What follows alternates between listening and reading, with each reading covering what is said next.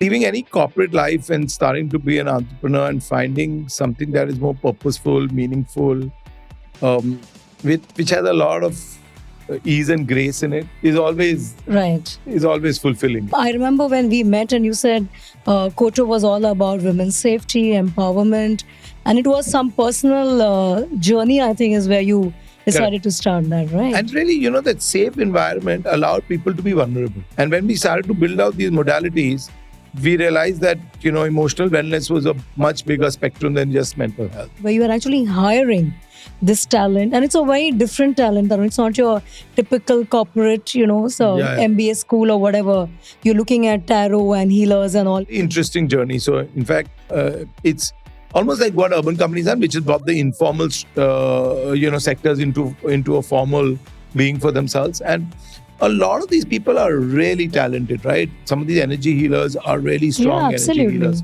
The truth is that in any partner, if you put your happiness onto the other person, you're always going to be because you're expecting from them. Disappointed. Today's guest really needs no introduction, but I'm going to give him one anyway. Tarun Katial is one of those rare people who has been behind shaping the way India consumes content, from leading some of the biggest media and entertainment companies in the country to now building Coto, a global 24/7 emotional wellness platform that's reimagining what safe, meaningful digital spaces can look like. Let's talk about the journey from CEO to founder and how he's building the future of communities with Coto.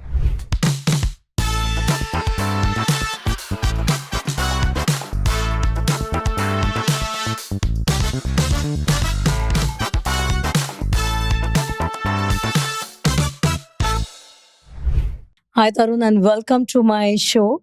I was really looking forward to, meeting a man who decided to quit his media world and get into women's lives. So how does it feel? It feels very rewarding. First of all, it feels great to be on a women's podcast. Awesome. So it ties up a lot of ends, right? Yeah. But I think leaving any corporate life and starting to be an entrepreneur and finding something that is more purposeful, meaningful, which has a lot of ease and grace in it, where you believe that you're ending up doing something that will help the world, is always fulfilling, right? I mean, I was at a point where I was always wondering that how long am I going to keep doing what I'm doing? And yes, you do it for fame, money, all the right kind of corporate reasons. And you've done all the tick boxes. Yeah, all the boxes you'll tick, right? But you will also realize that, there's only that much and that far that you can motivate yourself. Because when you're at the top, you have to keep self-motivating, right? There isn't anybody motivating you. Yeah, you're lonely at the top. Very lonely, right? And that loneliness for me was almost for 25 years, right? And then I realized that maybe there are many other people that I can help with what I've learned. And so, building out a platform which started as a women's community platform. And then, the big learning that we got out of that, much to your conversation on loneliness, right? Yes. Is that the biggest pain point in the communities was mental health and wellness, right? And while people are... Post-COVID, it really got amplified. Yeah, and people are very vain on social media, but that's a facade, right? But the reality is very harsh.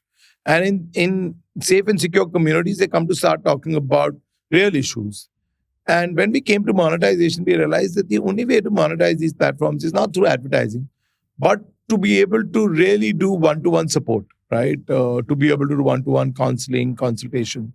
And when we started to build out these modalities, we realized that, emotional wellness was a much bigger spectrum than just mental health. And so we moved into relationship coaching, tarot therapy, energy healing, all the possible ways that you could help people. And really interesting, what you're talking about, because this is a whole new gamut of things around the energy healing, manifestation, inner child healing. A lot of these things that I lately keep seeing and hearing, and it also comes on my feed. So, but that's a real pivot from, I remember when we met and you said Coto was all about women's safety, empowerment, and it was some personal journey, I think, is where you decided to start that, right? And really, that safe environment allowed people to be vulnerable. Correct. And when we saw all the data that came into the communities, we realized that the safe environment allowed people to tell us what they really lack, right? And what they lacked was a supportive environment. They lacked a mentor who could actually help them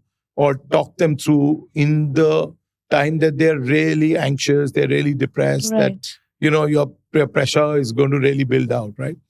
And while the communities are great and they continue to thrive, what happens is they report a question in a community and somebody will answer, or an expert will answer at their own time. But if you can have a one-on-one conversation at the time that you need it, right, that's really the best support you can give. So that's why upon the community platform, we ended up building the video, audio, services-led, consultation framework.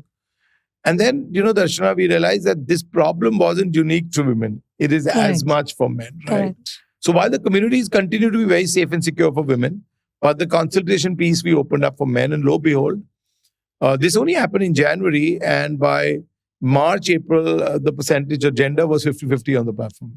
So that's really the fabric of India, right? Correct. Because men, women both need the whole emotional well-being is a big conversation today. And I think we kind of, at least people of our ilk, we grew up where we kind of rejected the fact that you weren't feeling so good about yourself, right? Because you self-motivated about yourself and you moved on, right? You didn't give it enough almost credibility and importance in your life, right?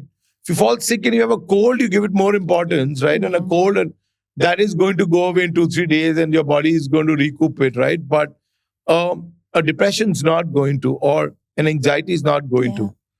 And the one thing we also realized that all of this came from dysfunctional relationships. Oh, is it? That's the core, right? And most people are either anxious that my relationship is not, going the way I would want it to, because I've got baggage from the past, or I've got expectations in the future.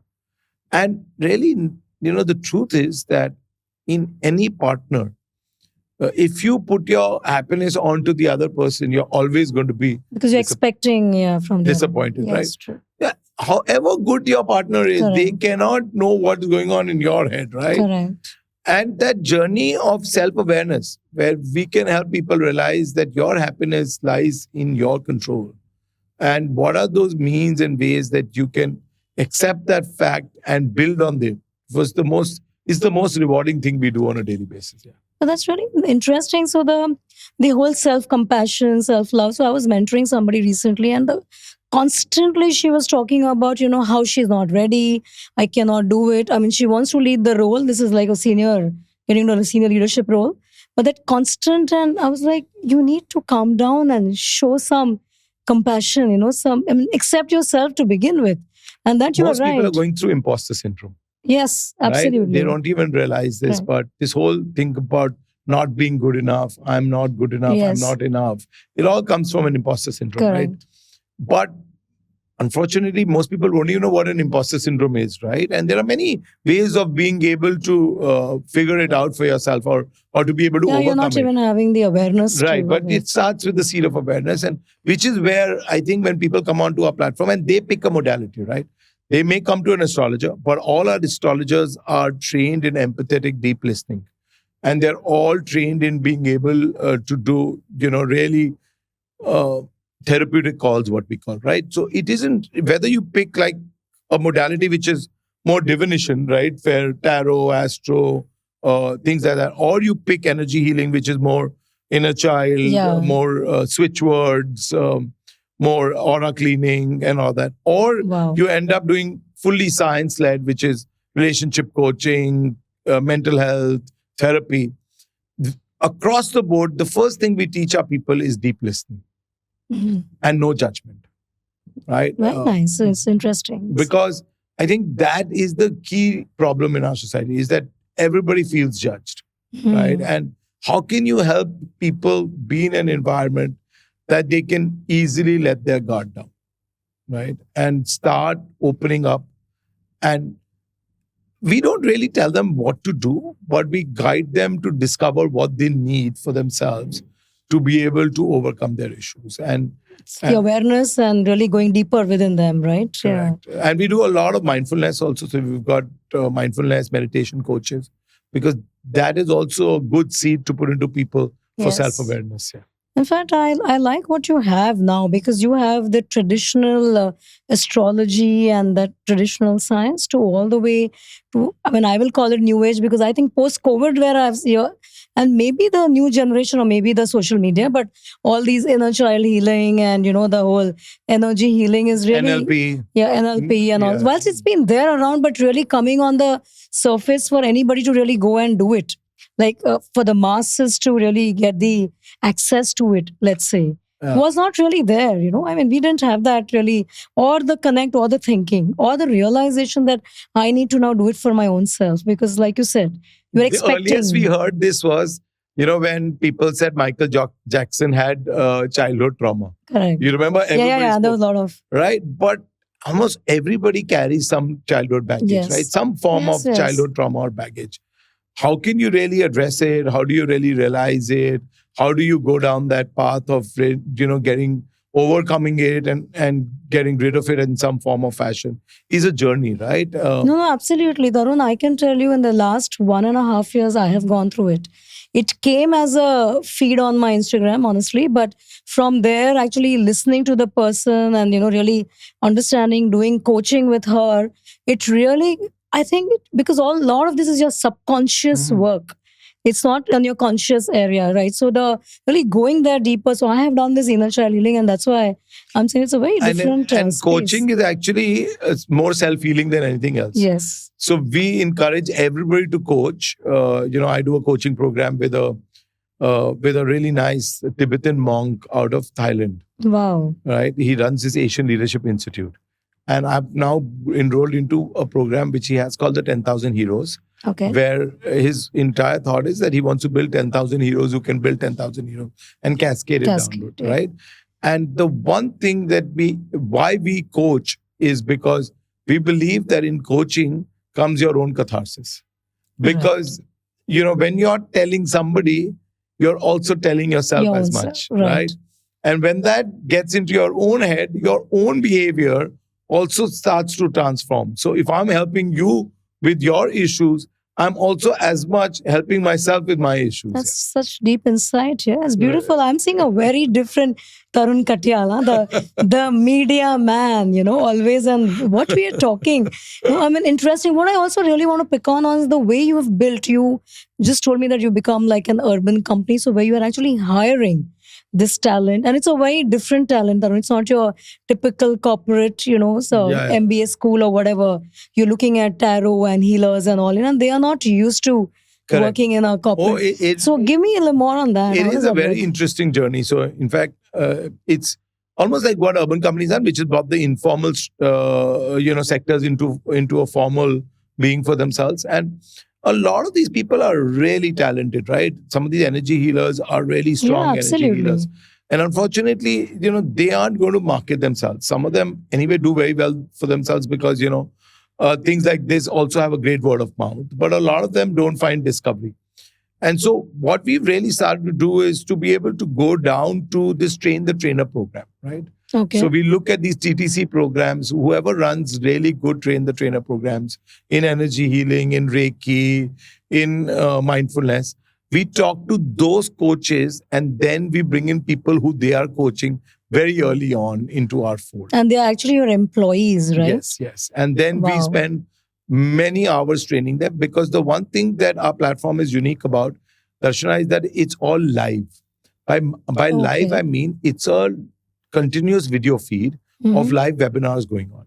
Oh, okay. Okay, so why? And there's one-to-one coaching also. So what happens is that if you are like an inner child healer, you're going live, you're talking about inner child healing, how it helps people, why should you do it, so on and so forth. And I'm watching you.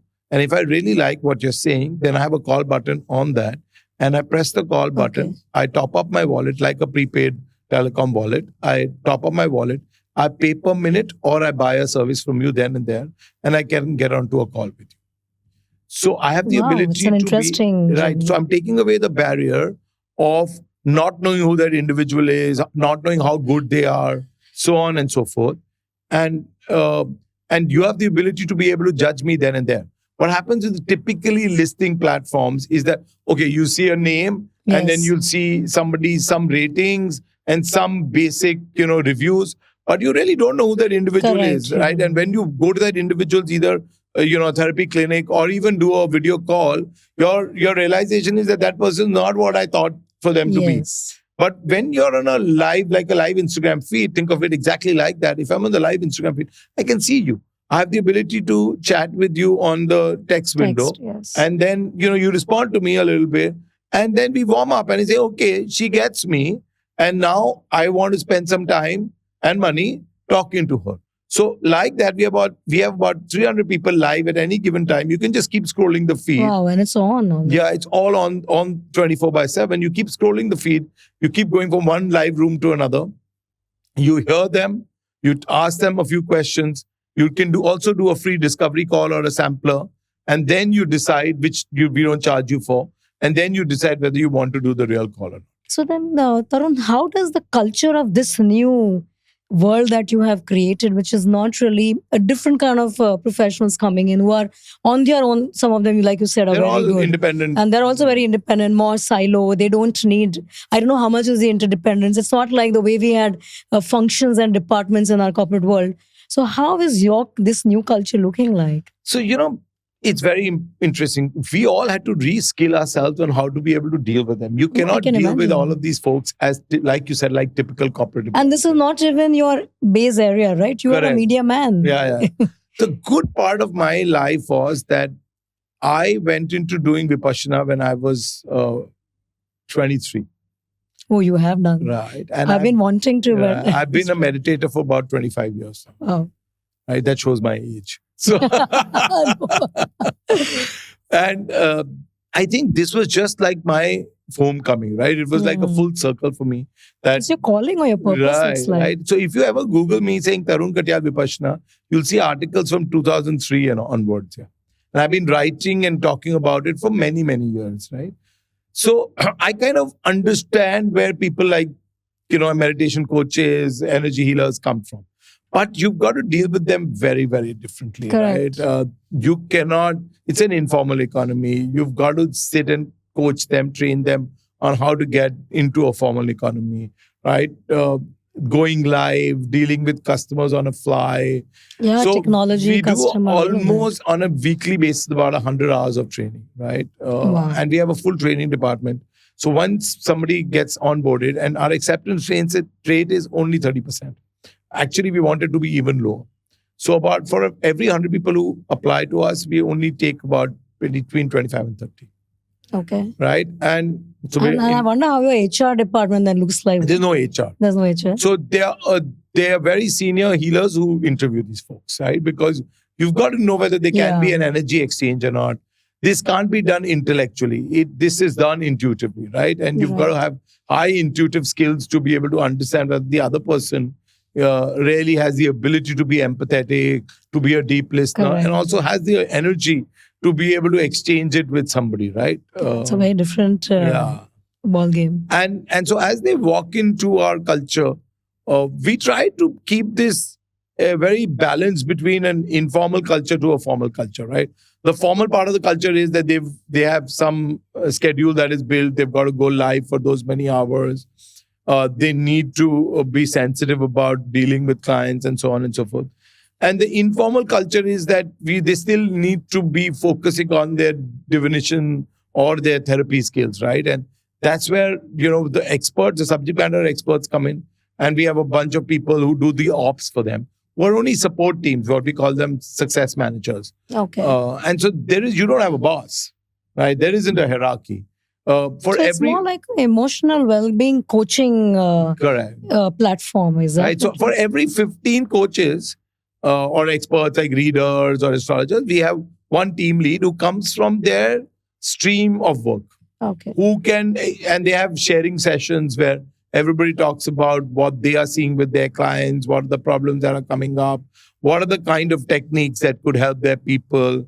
Like the tarot card readers look at new spreads that could give people more indication of where they are in their life and help them more. So like recently they've done a whole new set of spreads, from love spreads to ghosting spreads, like somebody gets ghosted. The whole new age gaslighting situation. Ghosting, I don't know. And it's real, I mean, ghosting and blocking is, Darshana, the number one issue on the platform. Wow, really? It also is because, The way these people communicate now in the new age. it's actually not. It's across the board. It's from 25 up to 60 people are doing the same. Oh, They do it differently. But what has really happened is that people have the ability to disconnect with you very easily. So you and me are great friends, and then we get into a relationship, and then I feel that, oh, this is not working for me. So instead of the old days where we would call, meet for coffee, break talk up, it out. Yeah, right? the breakup. Right? There isn't a breakup. I will just block you, or I will send a few cryptic messages and then block you on WhatsApp, Instagram, Snapchat, Reddit, wherever, right? And so now you and me are not in touch. I haven't really solved it with you. I haven't told you what my real problem was. You're hung because you still think that there is some hope. Yeah, in this there's some hope, and it's all unresolved issues. Emotions that are playing you up. And so we are both in a very poor state of emotional well-being. Yeah. Wow. And that's what you're resolving. I mean, there's this very nice Zoya Khan movie called Kho Gaye Hum Kahan. I've seen I don't know that. whether you Yes, saw it. I've seen it. The whole movie's ethos was based on this entire social media. Correct. And then you start to stalk each other from different accounts. You want to know what the other person's doing.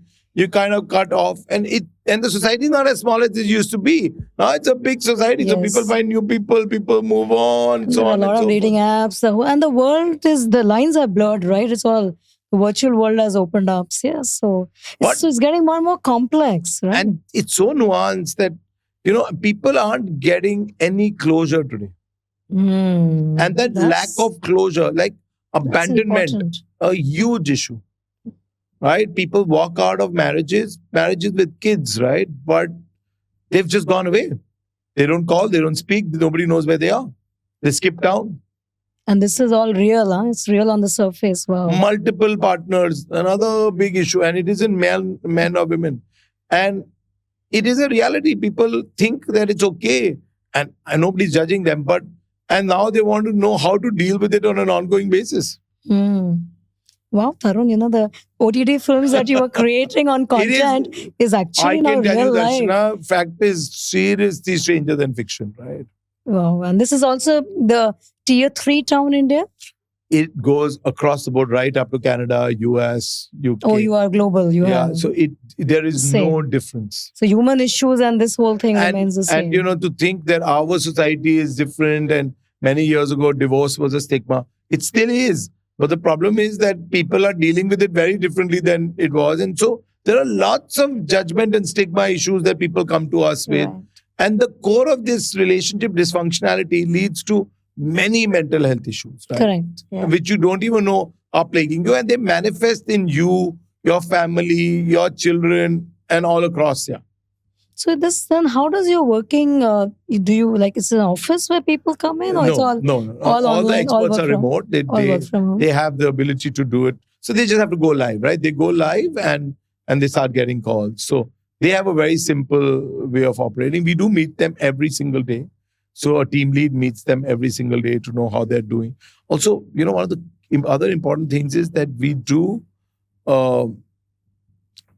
energy cleaning for them. Right? Or we do grounding for them, because they get so full up, right? You do about 15 calls a day of people with diverse issues. At some point in time, your head is ringing with those kind of issues. And some of them do overnight shifts. Because of the country and the time zones. So you really... No, because of India also. Okay. The number of people who are anxious and can't get sleep and make calls in the night exceeds any number of people who call in the day. Wow. The business only starts to, or the entire platform peaks from 10 p.m. onwards. So that's when the loneliness and when it is... So then they call up and they're dealing with so many cobwebs in their head. Yeah. And this is paid, right? Everything is paid. I love this. I love the business that you're in. So it's also paid, and you're helping people figure out. So, I mean, it's a purposeful business. It's done really well. I mean, we didn't know how and why it's doing well, but we realized that really when there's a need for a product. Correct, you are. And if there is quality behind it, the only thing we do is quality. Right? For us, it isn't really about, pricing takes care of itself. We've got so many algos. We're only 25 of us, right, in the core business, and everybody else is an expert. So in the core business, it's all run by AI, fully end to end. Wow. So you also now have AI. Fully, marketing team's only 3 people. And we have 5 bots. Wow. So your agentic is already there. Yeah, fully. Even like at one point in time, our engineering team was 75. Now it's about 10, 12. Oh, you already cut We've down. got so many agents. So we've got front-end agents, back-end agents, all of that. So we were actually invited by OpenAI to develop on their platform about 2.5 years ago. So we had an early advantage in it. Yeah. And then we moved to Anthropic and OpenAI together. And it's really helped us. And, I have a Polish CTO who was very front and center in the AI revolution.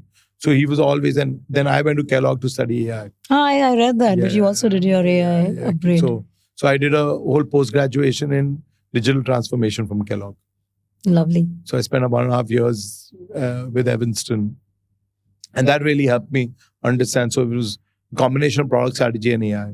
But all we do is on the consumer side, right? It isn't on our business side, we are very agentic. But on our consumer side, we're always looking at quality. So people listen to calls. People say, okay, did this advice go well? Yeah, I was going to ask you that. Right? The healing. So we have healing pathways. Okay. So people start with the first discovery call.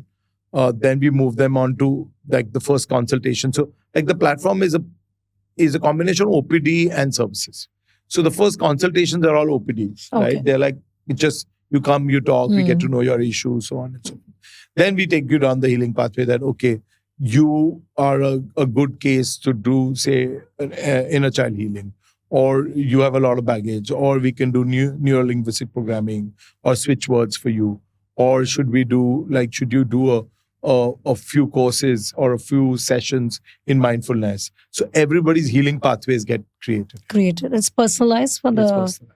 So this is not, finally, it's not a group No, everything is all one-to-one. All one-to-one at the end of it. And that's why safe, secure, personal. You don't really have to worry about who's listening, what you're saying. So your fundamentals of starting Coto of safety and empowerment is still fully private. And now it's also, you're saying all genders put together. Genders, so yeah. The community still are women, and a lot of these experts run those communities. So people still have very powerful conversations with them. It also becomes a really good flywheel that you come onto the platform, you take a consult, you go join the community, and then you continue to be active in the community. And when you need a consult back again, then you come back to take a consult. So we've built that as like a virtuous flywheel for women.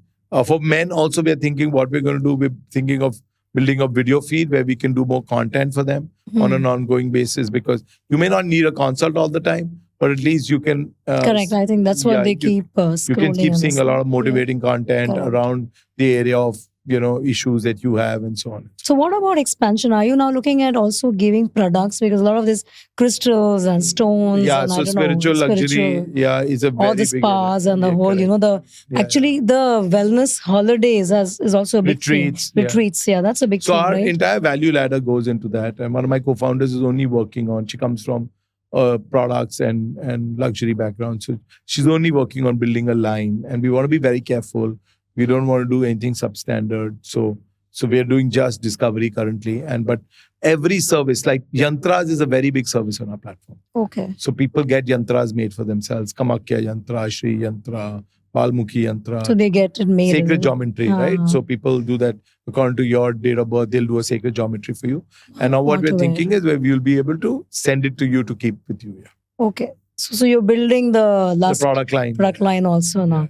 Interesting, Tarun. And this is where I'm going to bring to the next thing, that you are a man who pivots. Because this is fantastic. You've been your Ogilvy days, being in media from All Stars, Sony, Z. Yes, actually, what happened to Darshana, I had done everything in media. Yes. From advertising to TV to radio to OTT. But you also were the early on FM, early on, with your Z5 also. Yes, OTT. Correct. So, so that pivoting, where does that come from? It's not very easy, Tarun, for many leaders, and since it's a leadership podcast, many leaders to pivot like this. Where does this skill come from? Actually, it is more intuitive. If you feel from within and you listen to yourself, you know where you're going, right? If you impose upon yourself, you kind of get stuck, right? I think we become very intellectual about everything. Somebody, Yes. a very close friend who's been CEO like me for about 30, 40 years, is now starting to get to a point, he's about in his 60s, getting to a point where he doesn't want to do an operational job anymore. So he was making these very intellectual options about what he should do. He called me. Because that's what we convince ourselves at that. Ye karna chahiye, wo karna chahiye. Baggage chhod ke, it's Correct. very difficult, So I said, right? so have you really let yourself go for 2-3 months and thought that you should get inspired rather than you should plan? So he said, what does that mean? I said, that means that you should let your intuitive self tell you what you need to do rather than your intellectual self impose on you what you should do. This is very interesting insight.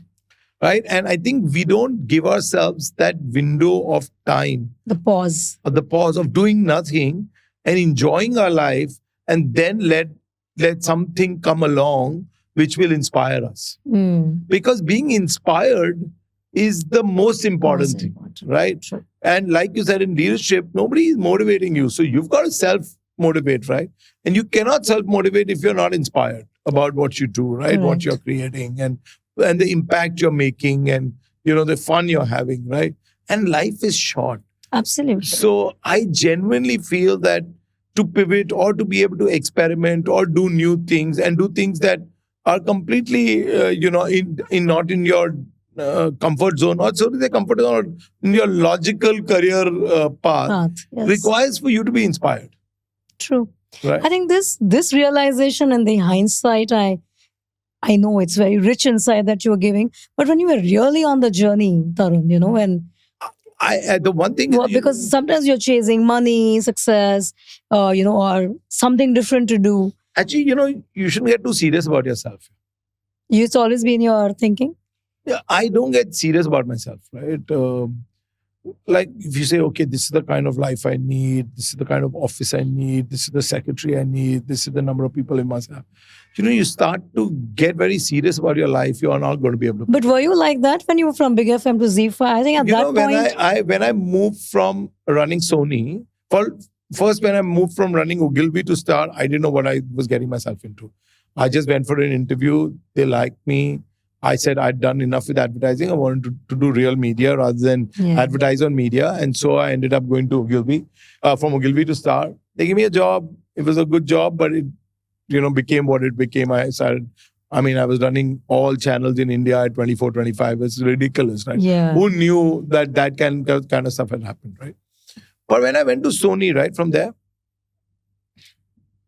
it was a stark reality. Sony was, the office was here right across in Andheri. Yes. And it was in a rubber factory compound.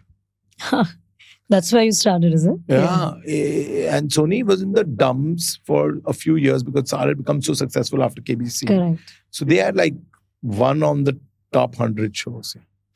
And all I wanted to do was just have fun and create some challenge for myself. And I did nothing that I'd done at Star at Sony. So we did like Indian Idol or Big Boss or Khatron Ke Khiladi or Just See.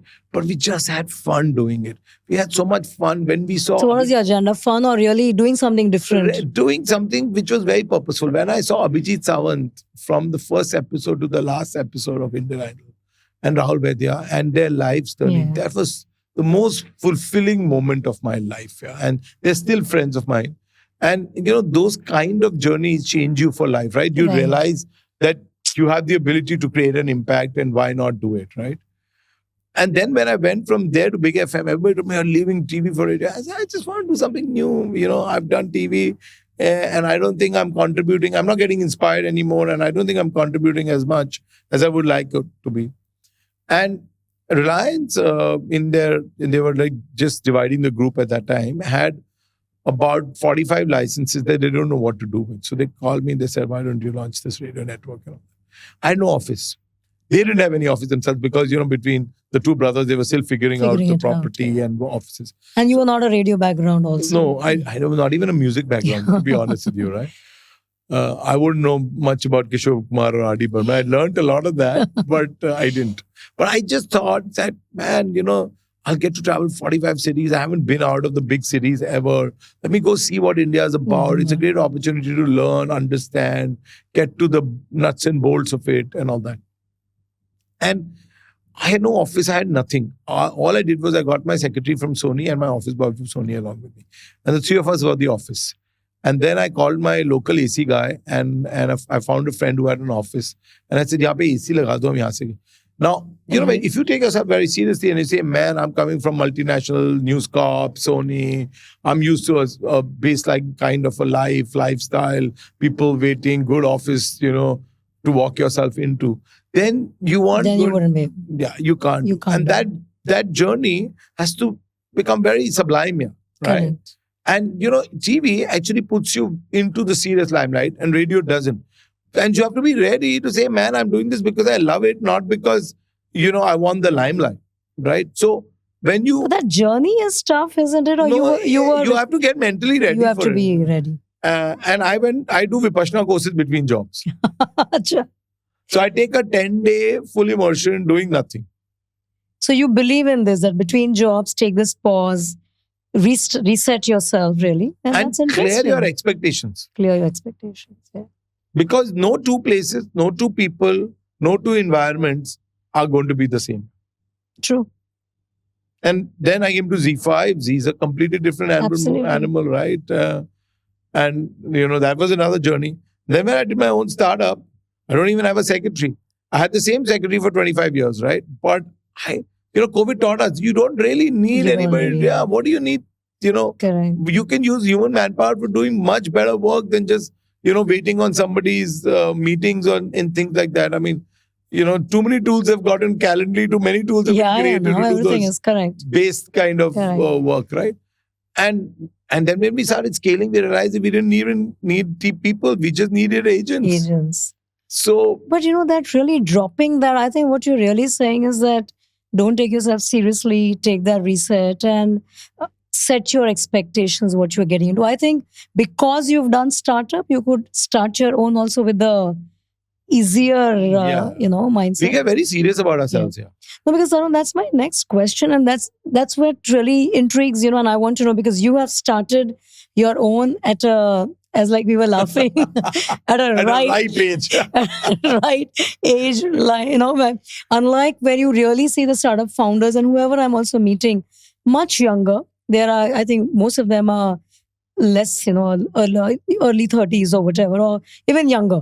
And the Zeptos and all that who are 19, 17, awesome, I don't know, awesome, yeah. Some amazing age. And that's what the startup world has been in, really speaking. So, and you've started at the very different side of, with a lot of experience. So how do you see the, So I think startup has no age, but I think most people end up at two ends of the spectrum.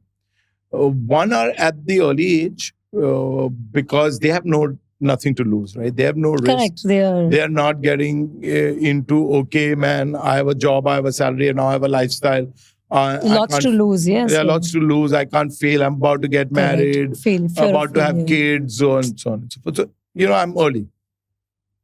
And then sometimes you also start at my end of the spectrum because if you get successful fairly early, then you kind of taken care of yourself from all those basic economic needs. And you feel that I now want to do something where I can define my journey versus, having a board define my journey all the time. Right. Or, a corporate mandate decide my journey, right?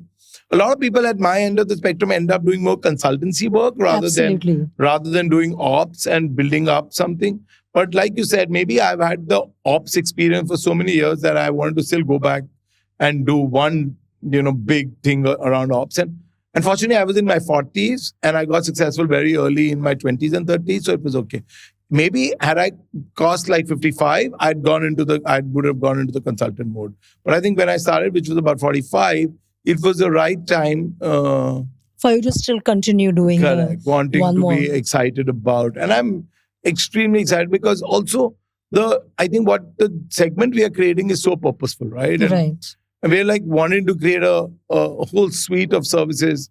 And when I look at what urban companies been able to do with the informal economy, and a lot of people come and tell me are doing the same thing in the more emotional wellness space, I realize that I think both at the supply and the demand side, there is such a big gap that is lying in our country and in the world, right?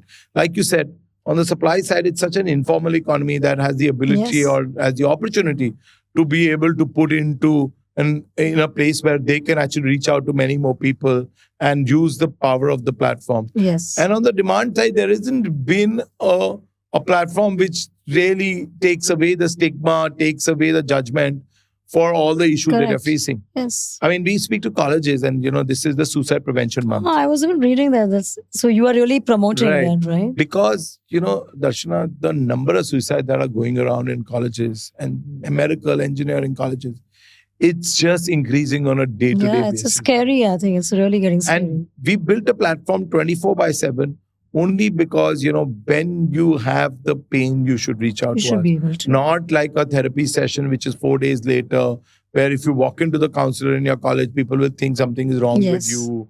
And you still have a lot of stigma. Stigma is that you feel judged. Right. Absolutely. All of that. So keeping all of that out, I want to take that leap into giving you a non-judgmental, anonymous space, secure space where you can call from where you need to. I mean, we had this concept was the suicide helplines many, many years ago. Yes, right? they were. But now technology has gone forward much leaps and bounds, and so we want people to have the ability. So it is still you're seeing somebody, or it is still faceless? It is still call. Or? You can choose not to be seen and be anonymous on your audio or your video, or you can choose to have a face-to-face video audio.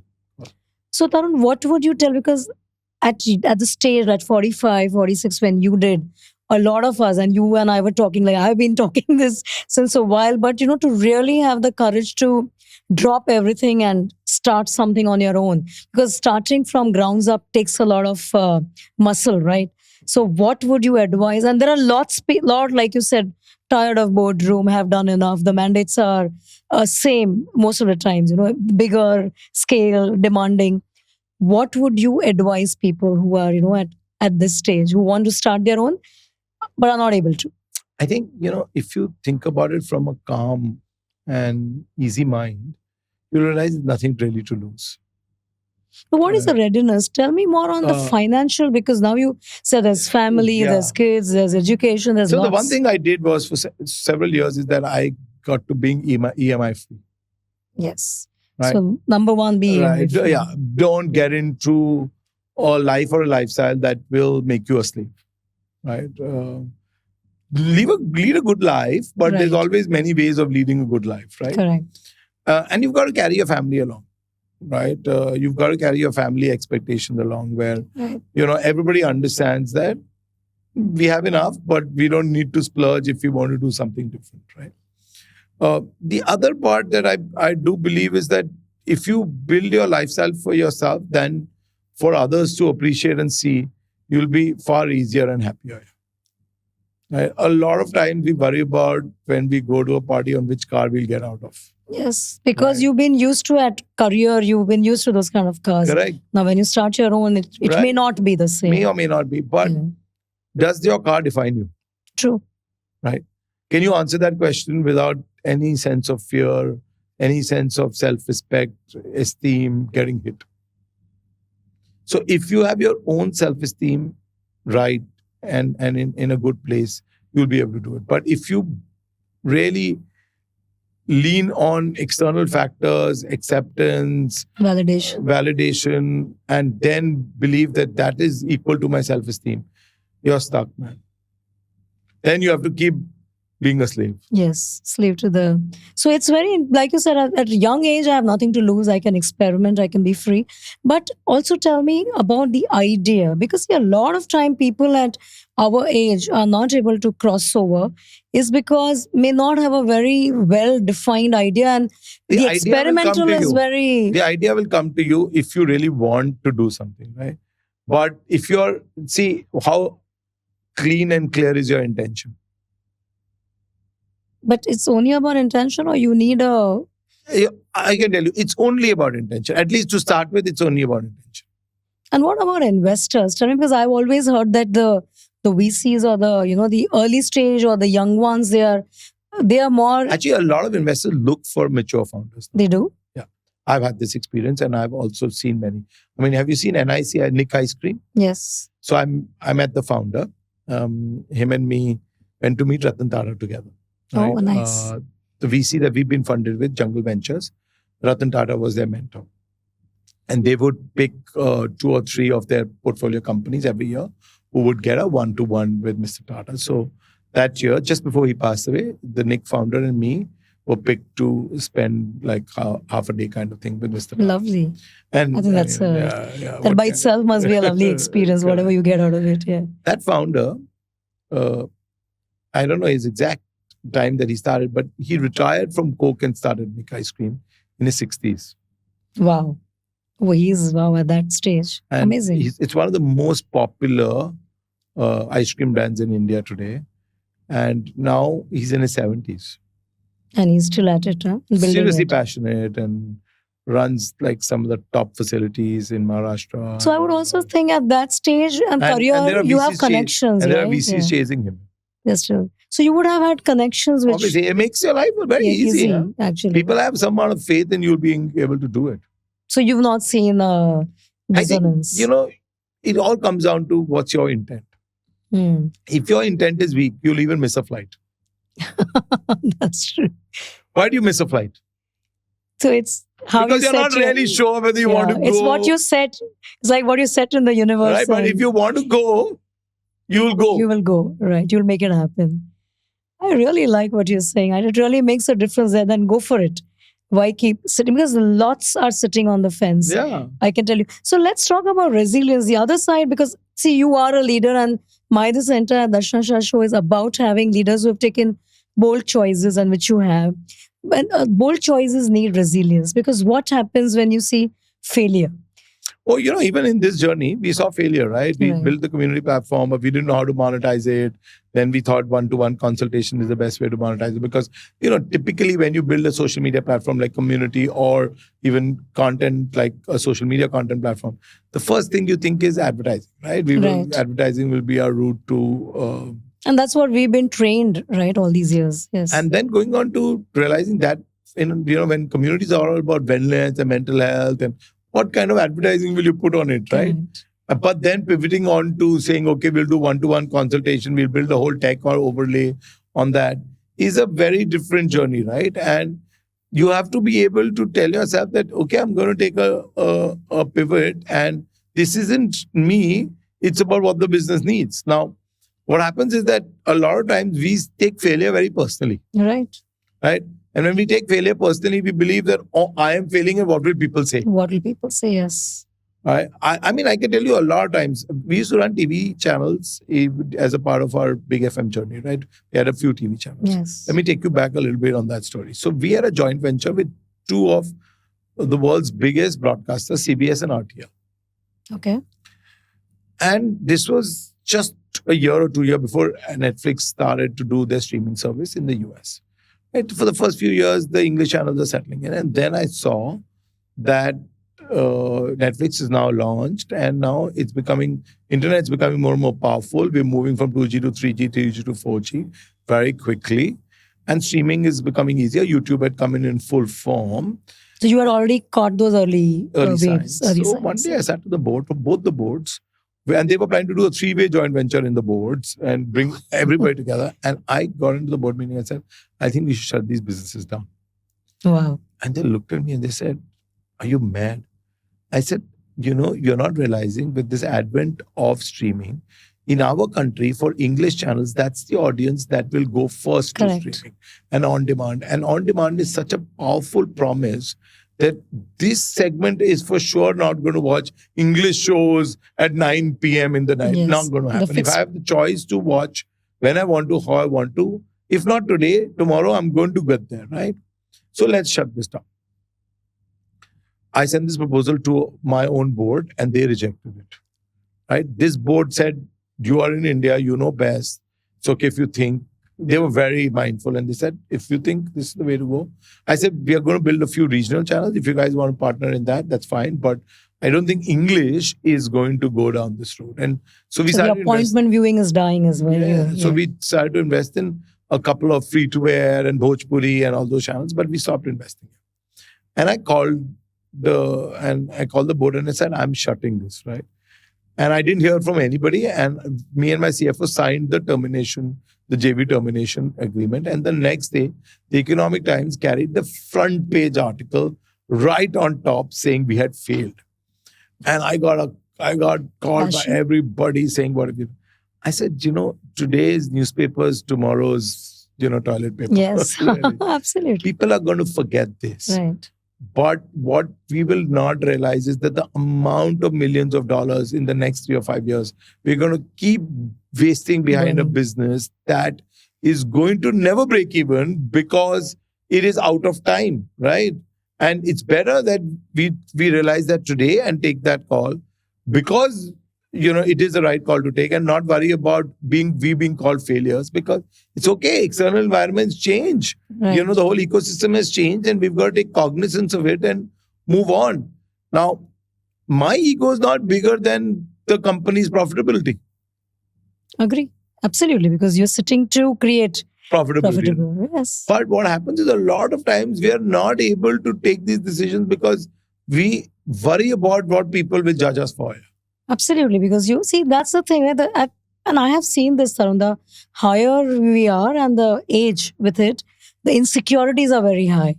To be reprimanded, to be the fear of failure, the fear to be asked to go. Because that's the other thing. Didn't you have that? That you were taking a call without any approval. What if they would have asked you to leave? I said there'll be something better waiting for me. If it's going to happen, it's going to happen. And if it's going to happen, then let it happen and let something else come along. Because the universe has always decided what's best for you. Who comes in our way? Ourselves. Absolutely. So you were very clear that either because anyways it's not going, why waste time? So you either side me or I will be okay. But that really, this is where the bold choices or the resilience in our mindset. It's not for everybody. It is for everybody, but what happens is that we kind of get ourselves caught in ourselves. Right. Right? And our projection to the world on how good, how cool, how successful, how invincible we are, right? Yeah. Which is not true. It's not true, absolutely. We are all human. Absolutely. And one day we all have to. Somebody asked me, right, that, oh man, you hung around with Amitabh Bachchan, with that, with this one, with that one. I said, they do a job, they go home, they have a good meal and they go to sleep. And I do exactly the same. There's really no difference between people, yeah. It never gave you the high in those days when you were in the thick of things? Not really. So you have been grounded well. Your meditation. I love Mr. Bachchan, but when we started doing KBC, I wasn't from that era where I was his massive fan. For me, he was great talent and we were making a great show. And this was great collaboration to be able to give India something that they hadn't seen. Right. It was as simple as that, right?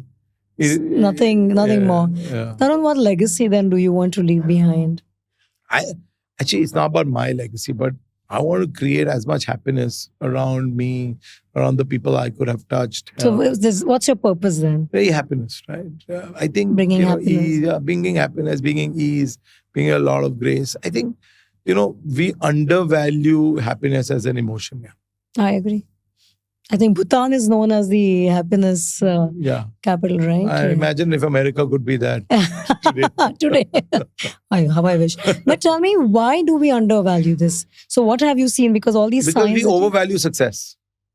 And that's the Indian... Is this a conditioning? And we think that success is equal to happiness. But is it a conditioning? Because the grunt and the rat race that... And the hustle. Because I see today, I know that's the reason why I started this show. Because the Gen Zs that are coming in, or even the next generation, are already in the rat race from 10th grade. Wanting, internships, wanting to build resumes.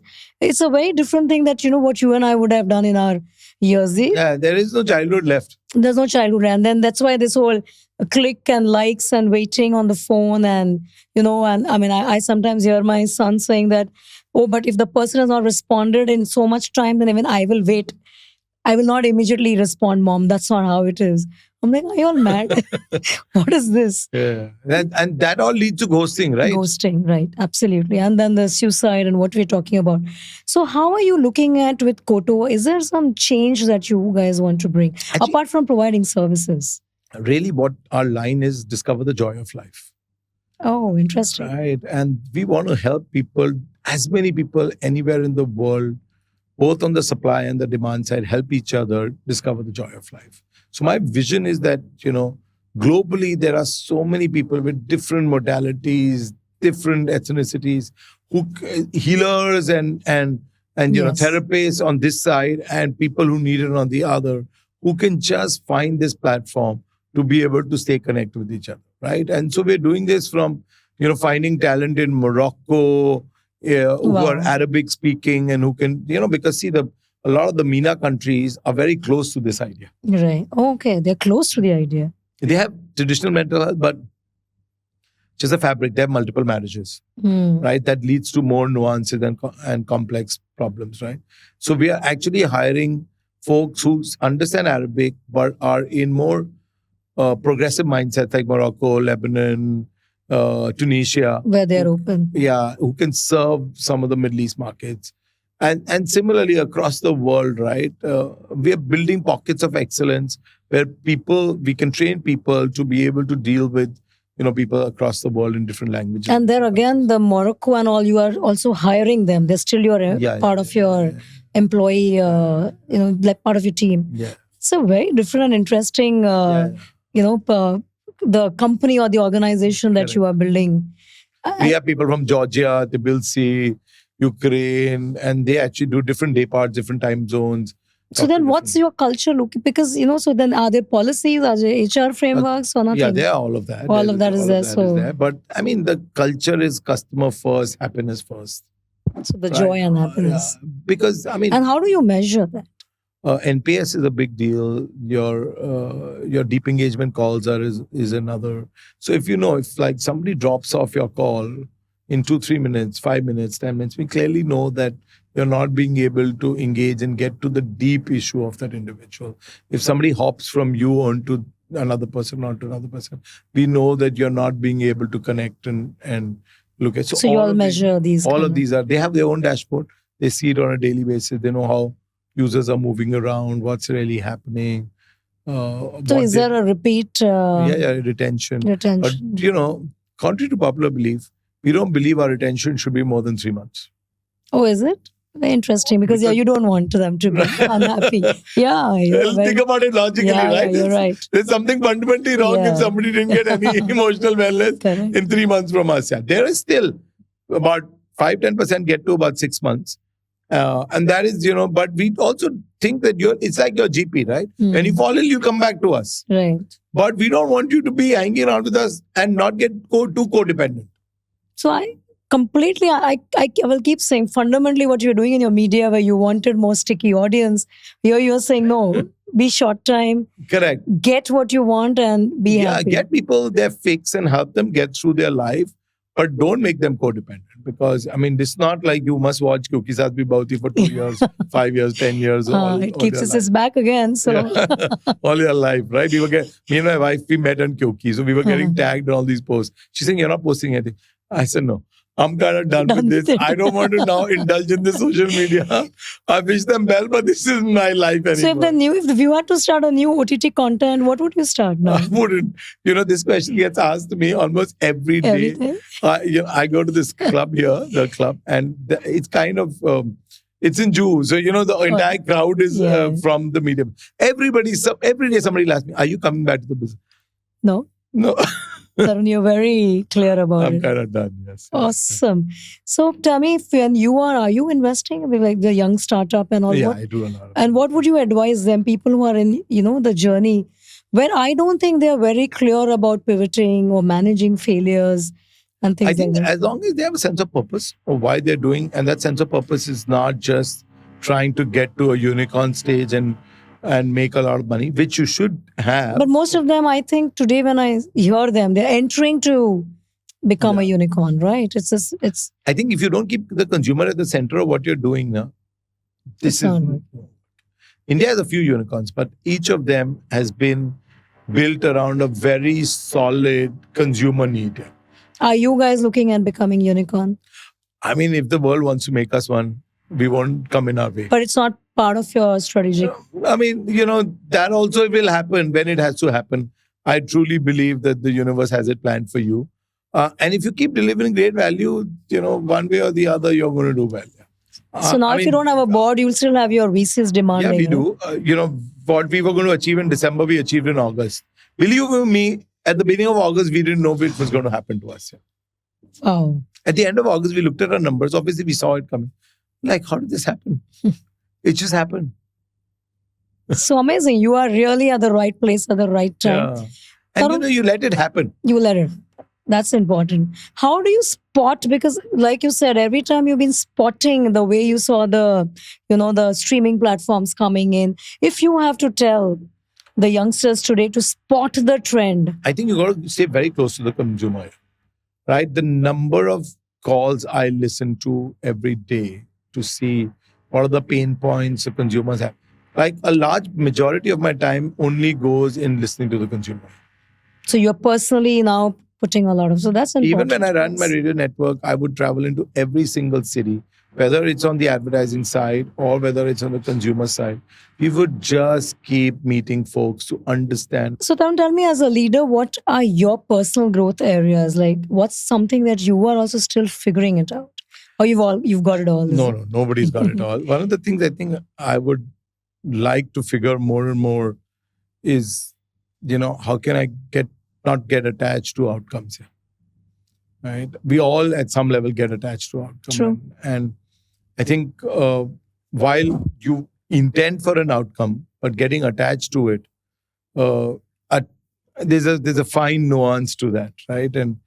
And I'm continuously telling myself which end of the spectrum am I too attached or am I just very intentful, right? Because you don't want to also not do the right thing for what you need to do, but you also can't go so deep into it that you lose your objectivity, right? So, right. And so with people, right? When you start working with people very closely, right. Sometimes you really love them, and sometimes when they don't do what you expect them to do, you really get disappointed. And I think they are people; they are not machines. So. Right. This is an Apple that must behave exactly the way you would expect. And even Apple will have a upgrade and will not behave the way you expect. I think the AI is also not going to behave. No matter what prompts you write, they will also have their own mind. So that's true. So you're saying not getting attached deeply to the outcomes. That's so great, Tarun. Great listening to you. And now we bring to our fun segue, which is our rapid fire. And so let me start quickly. So a leadership mistake that taught you more than success ever did. So sometimes, I get caught up in my ambition for somebody else, right? And one of my HR ladies said that, you're more ambitious for that person than they are for themselves. And that can't work, right? You've got to give their ambition some wings rather than imposing your ambition for them on them. That's so true. And, I have been a party to behaving like this too. That pushing them because I believe that you can do it. Right? Yeah, but they must believe, and then whatever they believe in, you must help them do, rather than you imposing your will on them. That's so true. Something outside work that grounds you. So I think my continuous meditation grounds me all the time. I think also just building good relationships, happy relationships, easy relationships really, keeps me happy. And people from all walks of life, don't judge them where they come from, how successful they are and where they are in life. But just have fun. Have fun, yeah. So the app outside of Coto, what is a product or an app that you really enjoy and it's your go-to? New York Times. Is it? I read it every single day. And I think the depth of journalism that they provide is exemplary, right? They never, New York Times doesn't do reportage, it does analysis, right? And you don't realize that you're reading analysis because it's presented as just news, right? And with a lot of different perspectives. Like New York Times is very Democrat, right? But you'll never see them write something which is unjustified towards Republicans, right? So it's a beautiful blend of being objective but still being very deep. Yeah. But is it also your interest in the I wasn't very interested in US politics until the point I started reading New York Times. And I started reading New York Times because of their global footprint and the kind of coverage they have across spectrum. Technology, food, correct, everything. But I just like their quality of writing. Interesting. A book or a mentor that changed how you think about community, leadership?